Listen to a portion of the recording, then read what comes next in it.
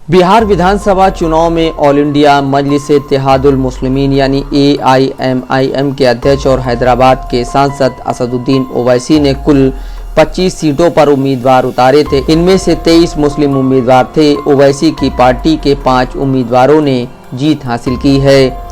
राष्ट्रीय जनता दल ने 18, कांग्रेस ने 10 और जनता दल यूनाइटेड ने 4 मुस्लिम प्रत्याशी उतारे थे। बीजेपी ने किसी मुस्लिम उम्मीदवार को टिकट नहीं दिया था।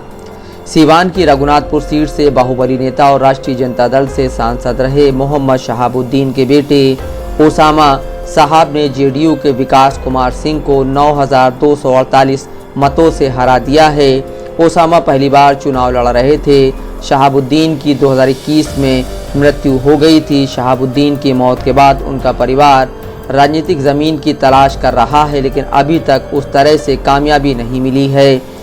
2024 के लोकसभा चुनाव में शहाबुद्दीन की पत्नी हिना साहब सीवान से निर्दलीय उम्मीदवार थीं, लेकिन हार गई थीं।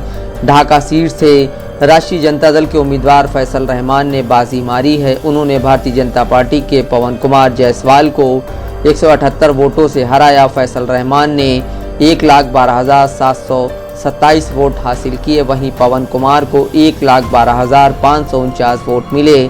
फैसल रहमान यहां से एक बार विधायक रह चुके हैं।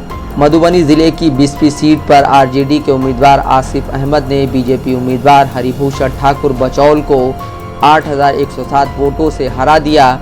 अपने बयानों के लिए चर्चा में रहने वाले आसिफ अहमद पहले 5 राउंड में हरिभूषण ठाकुर से पीछे चल रहे थे, लेकिन बाद में वो आगे हो गए। उन्होंने आखिर तक लीड बनाए रखी और जीत गए। आसिफ अहमद आरजेडी के राज्यसभा सांसद फैयाज अहमद के बेटे हैं। बहादुरगंज विधानसभा सीट से AIMIM के तौसीफ आलम ने 28,726 वोटों से जीत हासिल की। उन्होंने कांग्रेस के उम्मीदवार मोहम्मद मसावर आलम को हराया। यहां तीसरे स्थान पर लोक जनशक्ति पार्टी रामविलास के प्रत्याशी मोहम्मद कलीमुद्दीन रहे। तौसीफ आलम को कुल 87,315 वोट, मसावर आलम को 58,589 वोट और कलीमुद्दीन को 57,195 वोट मिले। इस बार मुकाबला सीधा ओवैसी की पार्टी और महागठबंधन उम्मीदवार के बीच सिमटा रहा, जो कि 8 विधानसभा सीट पर AIMIM प्रत्याशी मोहम्मद मुर्शीद आलम ने 28,803 वोटों से जीत हासिल की। उन्होंने जेडीयू प्रत्याशी मंजर आलम को हराया। जनसुराज पार्टी प्रत्याशी सरफराज आलम तीसरे स्थान पर रहे। मुर्शीद आलम को कुल 83,737 वोट मिले। मंजर आलम को 54,934 वोट और सरफराज आलम को 35,354 वोट मिले। ये सीट अररिया लोकसभा सीट के तहत आती है। कोचधामन सीट से AIMIM के उम्मीदवार मोहम्मद सरवर आलम जीत गए हैं। उन्होंने राष्ट्रीय जनता दल के मुजाहिद आलम को 23,021 वोटों से हराया।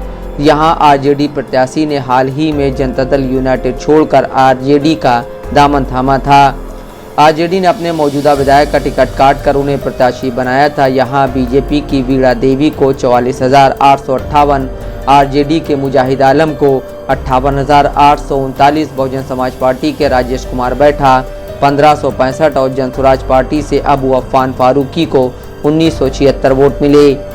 AIMIM उम्मीदवार अख्तरुल ईमान ने अमौर विधानसभा सीट पर जीत हासिल की है। उन्होंने जनता दल यूनाइटेड को 38,000 से ज़्यादा वोटों से हराया। अख्तरुल ईमान ने 1,0836 वोट हासिल किए, जबकि जेडीयू के सबा जफर को 61,908 वोट मिले। कांग्रेस के अब्दुल जलील मस्तान को 52,791 वोट मिले। AIMIM उम्मीदवार गुलाम सरवर ने बैसी विधानसभा सीट जीत ली है। उन्होंने 92,766 वोट हासिल किए। सरवर ने भारतीय जनता पार्टी के विनोद कुमार को 27,251 वोट से हराया। विनोद कुमार को 65,515 वोट मिले। आरजेडी के अब्दुल सुभान तीसरे स्थान पर रहे। उन्हें 56,000 वोट मिले।